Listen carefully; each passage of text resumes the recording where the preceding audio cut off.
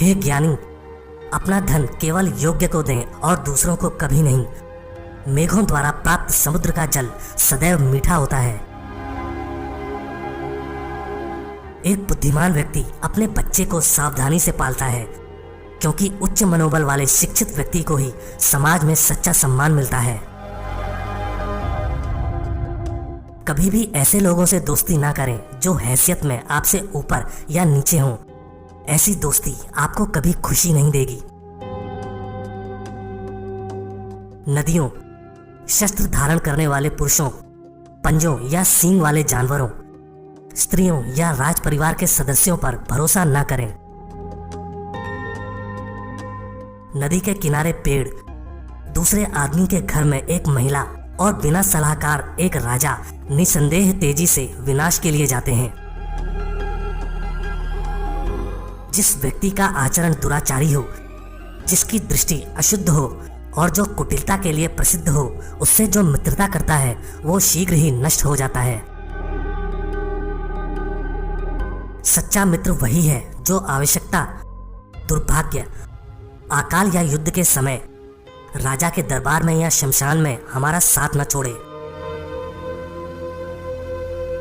ऐसे देश में निवास ना करें जहां आपका सम्मान ना हो, आप अपनी आजीविका नहीं कमा सकते, कोई मित्र ना हो या ज्ञान प्राप्त नहीं कर सकते। मूर्ख को सलाह देना, दुराचारी स्त्री की देखभाल करना और सुस्त और दुखी व्यक्ति की संगति करना अविवेक है।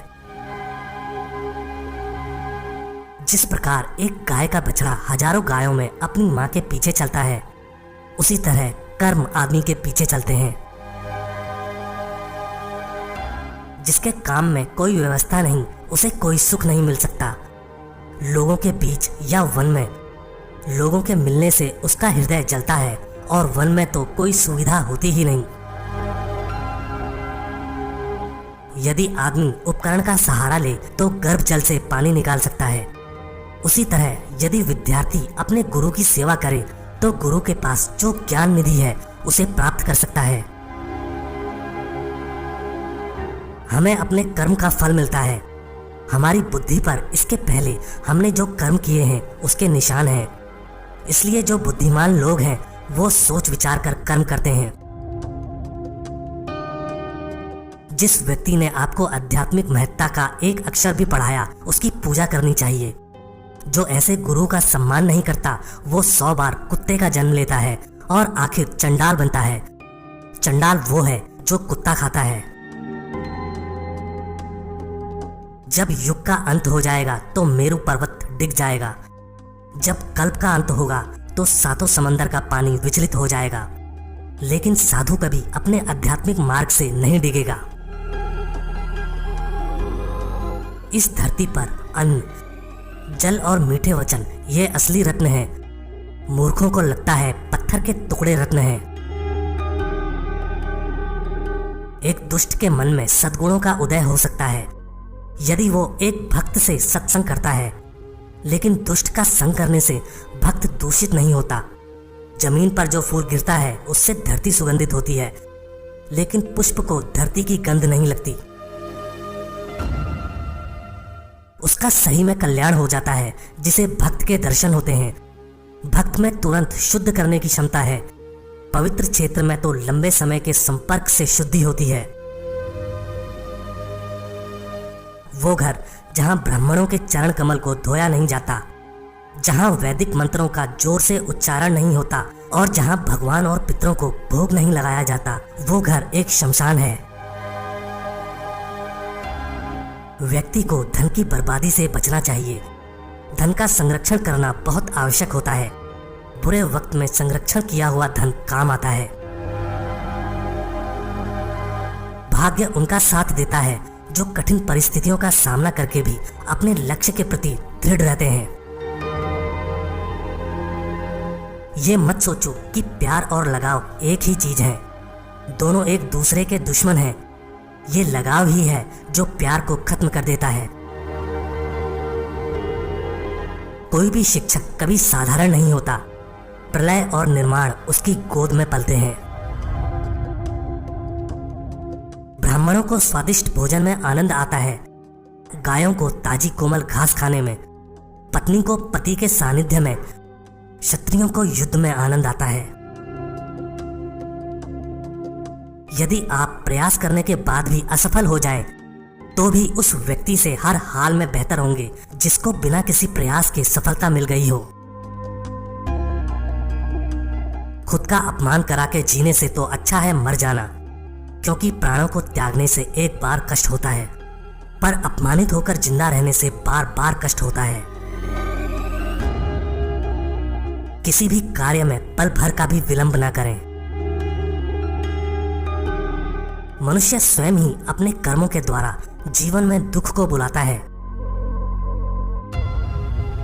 जब कोई सजा थोड़े मुआवजे के साथ दी जाती है, तब वो लोगों को नेकी करने के लिए, निष्ठावान एवं पैसे और खुशी कमाने के लिए प्रेरित करती है। बुद्धिमान व्यक्ति का कोई भी शत्रु नहीं होता। जो लोगों पर कठोर से कठोर सजा को लागू करता है, वो लोगों की नजर में घिनौना बन जाता है। जो नरम सजा लागू करता है वो तुच्छ बनता है, लेकिन जो योग्य सजा लागू करता है वो सम्मानीय कहलाता है। वो जो भलाई को लोगों के दिलों में सभी के लिए विकसित करता चला जाता है, वो आसानी से अपने लक्ष्य प्राप्ति की ओर एक एक कदम आगे बढ़ाता चला जाता है। एक बुद्धिमान व्यक्ति को ये बातें किसी को नहीं बतानी चाहिए कि उसकी दौलत खो चुकी है, उसे क्रोध आ गया है, उसकी पत्नी ने जो गलत व्यवहार किया, लोगों ने जो उसे गालियां दी, वो किस प्रकार बेइज्जत हुआ। व्यक्ति इन 3 चीजों से हमेशा संतुष्ट रहे। खुद की पत्नी, वो भोजन जो विधाता ने प्रदान किया, उतना धन जितना ईमानदारी से मिल गया। लेकिन व्यक्ति को इन 3 चीजों से संतुष्ट नहीं होना चाहिए।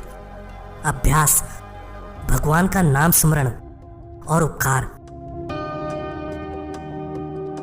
इन दोनों के मध्य से कभी ना गुजरें। 2 ब्राह्मण और उसके यज्ञ में जलने वाली अग्नि, पति पत्नी, स्वामी और उसका चाकर, हल और बैल। हाथी से 1000 गज की दूरी रखें, घोड़े से 100 की, सींग वाले जानवर से 10 की, लेकिन दुष्ट जहां हो उस जगह से ही निकल जाए। हाथी को अंकुश से नियंत्रण करें, घोड़े को थपथपा के, सींग वाले जानवर को डंडा दिखा के, बदमाश को तलवार से।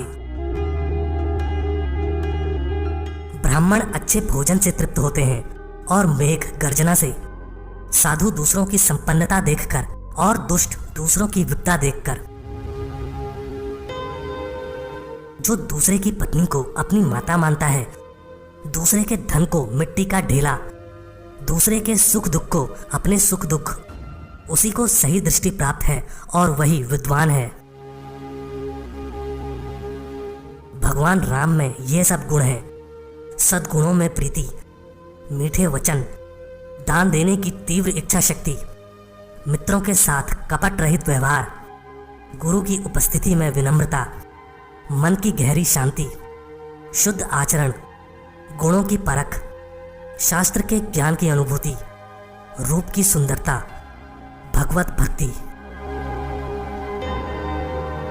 कल्पतरु तो एक लकड़ी ही है, सुमेर का स्वर्ण पर्वत तो निश्चल है, चिंतामणि तो एक पत्थर है, सूर्य में दाग है, चंद्रमा तो घटता बढ़ता रहता है, अमर्याद समुद्र तो खारा है, कामदेव का तो शरीर ही जल गया, महाराज बलि तो राक्षस कुल में पैदा हुए, कामधेनु तो पशु ही है, भगवान राम के समान कौन है।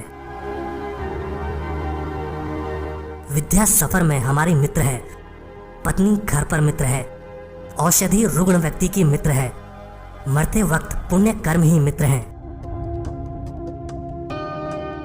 राज परिवारों से शिष्टाचार सीखिए, पंडितों से बोलने की कला सीखिए, जुआरियों से झूठ बोलना सीखिए, एक औरत से छल सीखिए।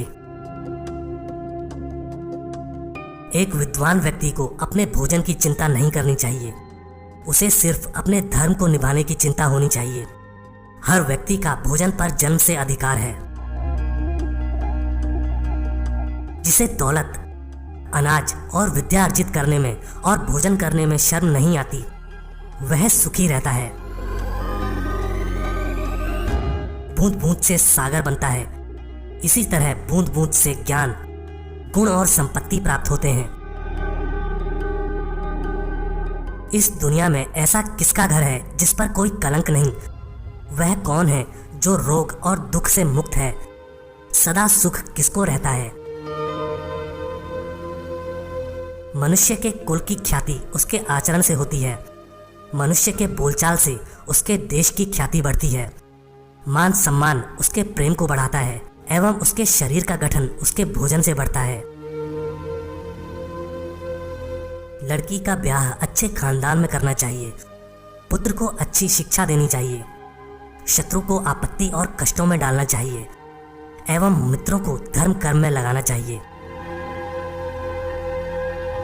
एक दुर्जन और एक सर्प में यह अंतर है कि सांप तभी डंक मारेगा जब उसकी जान को खतरा हो, लेकिन दुर्जन पग पग पर हानि पहुंचाने की कोशिश करेगा। राजा लोग अपने आसपास अच्छे कुल के लोगों को इसलिए रखते हैं क्योंकि ऐसे लोग ना आरंभ में, ना बीच में और ना ही अंत में साथ छोड़कर जाते हैं।